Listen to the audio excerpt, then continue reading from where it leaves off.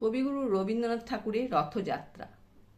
রথযাত্রার দিন কাছে, তাই রানী রাজাকে বললে, চলো রথ দেখতে যাই। রাজা বললে, আচ্ছা। ঘোড়া শাল থেকে ঘোড়া বেরোলো, হাতি শাল থেকে হাতি, ময়ূরপঙ্খী যায় সারে সারে, আর বল্লভ হাতে সারে সারে সিপাই শান্তি। দাস দাসী দলে দলে পিছে পিছে চলল। কেবল বাকি রইল একজন, রাজবাড়ির ঝাঁটার কাঠি কুড়িয়ে আনা তার কাজ। সর্দার এসে দয়া করে তাকে বললে, ওরে তুই যাবি তো আয়। সে হাত জোর করে বললে, আমার যাওয়া ঘটবে না। রাজার কানে কথা উঠল, সবাই সঙ্গে যায়, কেবল সেই দুঃখীটা যায় না।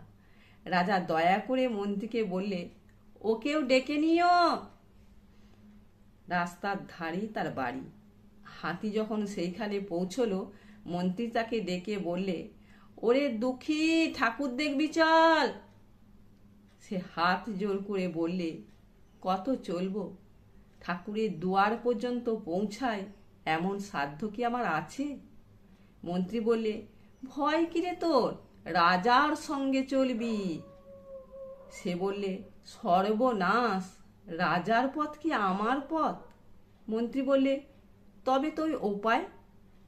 তোর ভাগ্যে কি রথযাত্রা দেখা ঘটবে না? সে বললে, ঘটবে বই কি, ঠাকুর তো রথে করেই আমার দুয়ারে আসেন।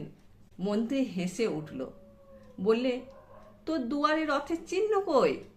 দুঃখী বললে, তার রথের চিহ্ন পড়ে না।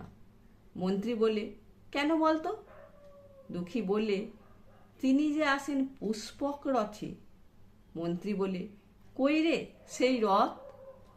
দুঃখী দেখিয়ে দিলে, তার দুয়ারের দুই পাশে দুটি সূর্যমুখী ফুটে আছে।